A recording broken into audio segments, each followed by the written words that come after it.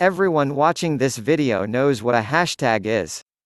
They are everywhere on the internet, and it's almost impossible to find social media websites and applications where they're not used. However, there's a lot of misconception out there about hashtags and the once not so common hash symbol, which used to be exclusive to business people, and it's time we resolved them once and for all. So in this video, we are going to go over the top 10 interesting facts about hashtags. Number 10. The difference between hash and hashtag. There's a difference between the hash and the hashtag, and it's very important that we clarify this before going deeply into this interesting, educating, and revealing list. The symbol hash is a hash, while the symbol and its accompanying word is a hashtag. That is, hashtag car is a hashtag while hash alone is not. Yet, many people call the hash symbol a hashtag. Little wonder we all mispronounce hashtag car as hashtag car instead of hash car. This doesn't mean you should call it hash car, though. People may think you're an alien, and we will tell you the reason for it on number 1. Number 9. Twitter did not invent the hashtag. The hashtag first appeared on Twitter. Little wonder many people think Twitter invented it. Twitter did not invent the hashtag. In fact, it was against the invention and use of hashtags, which its executives passed off as nerdy. Twitter user, Chris Messina, invented the hashtag in August 2007. Twitter was new at the time, and Chris wanted to make tweets more searchable. He suggested we use the hash symbol, which he called pound, in front of keywords to make tweets more organized and searchable. Chris settled for the symbol because it was widely used on the Internet Relay Chat (IRC), which he and his friends used to chat at the time. He immediately started using the then unclickable hashtag in his tweets, and soon drafted a 2,000-word proposal, which he pitched to one of Twitter's co-founders, Biz Stone, at Twitter's headquarters. Stone barely listened to the proposal because he was preoccupied with solving a tech issue that had cropped up. In the end, he dismissed the idea as too nerdy to ever catch on, and added that Twitter would write an algorithm to sort topics in the future. Hashtags only caught on during the October 2007 San Diego wildfire, when Chris advised users tweeting about the wildfire to use them. Number 8. Its real name is neither hash nor hashtag.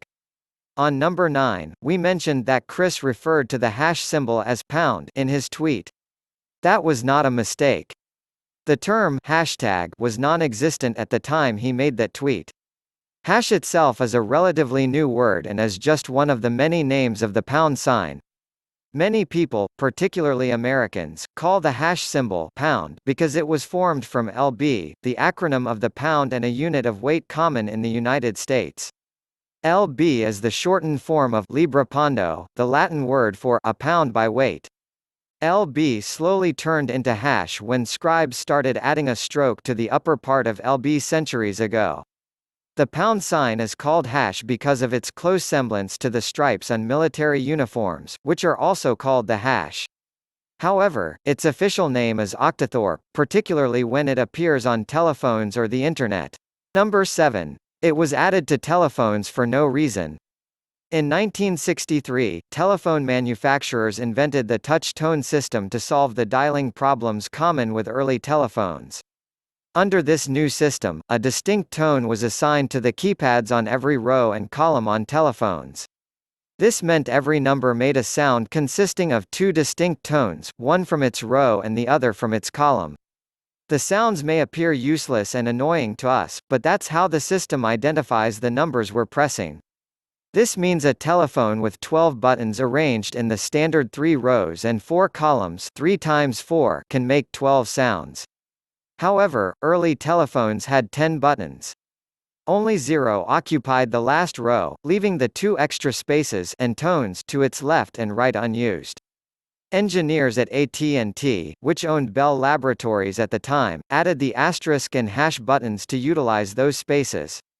The buttons served no purpose, and the engineers hoped someone would find some use for them in the future. Number 6. There are 2 types of hash. The International Telecommunications Union (ITU) is the United Nations agency responsible for setting common standards for information and communication services and technologies.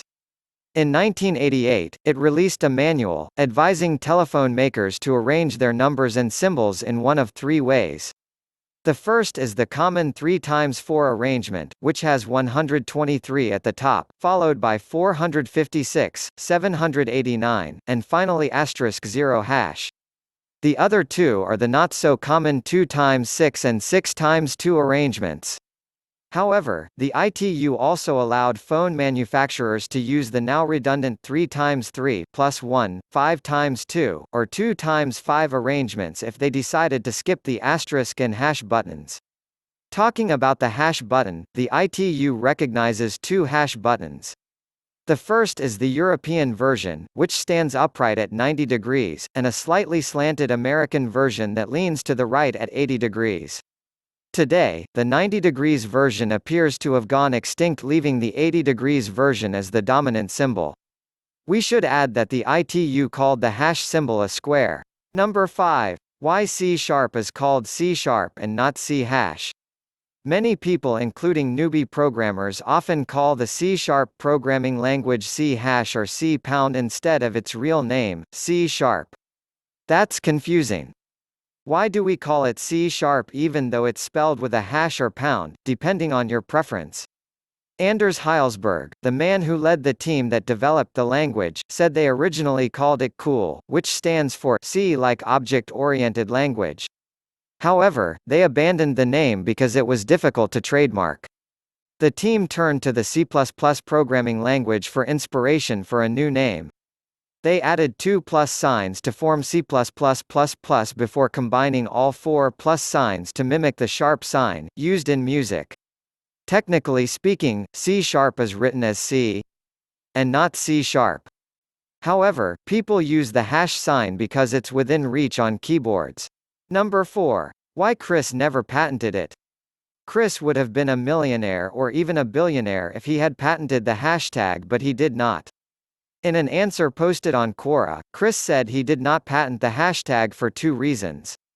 The first was that a patent would have granted him a monopoly, which would have delayed or even stalled the mass adoption of hashtags.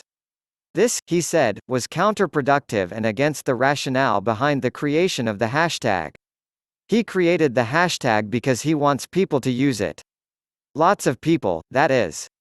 Chris added that hashtags are a product of the internet and should not belong to a person.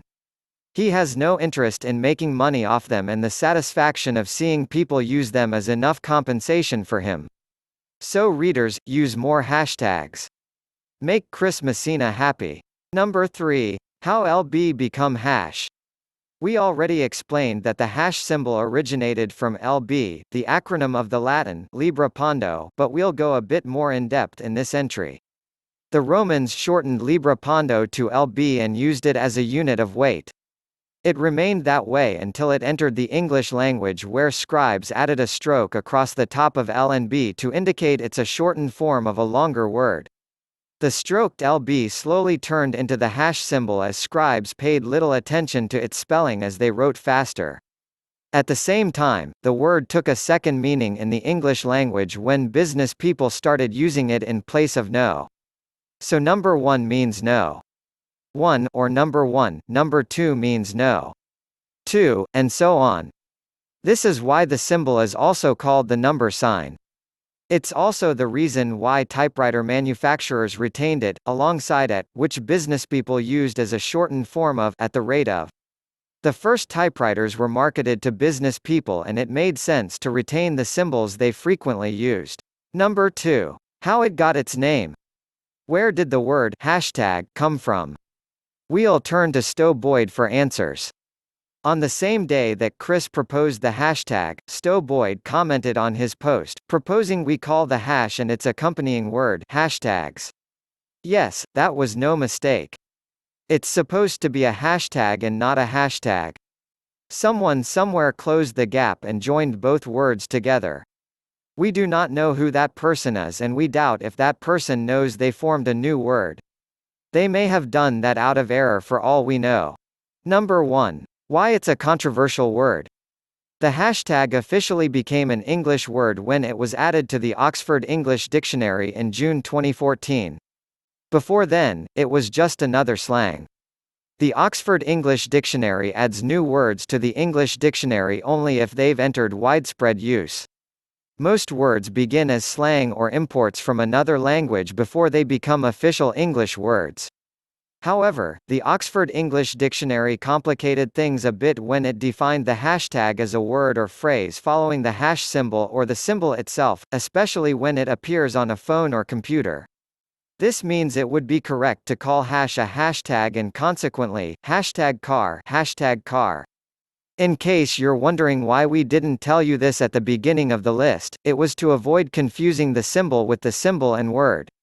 We used both hash and hashtag extensively in this list, and it would have been confusing if we continued alternating between calling hash a hash and a hashtag.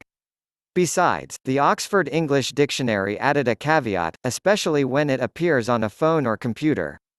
However, if you insist on calling the standalone hash a hashtag, then we advise that you call something like hashtag car, a hashtagged word.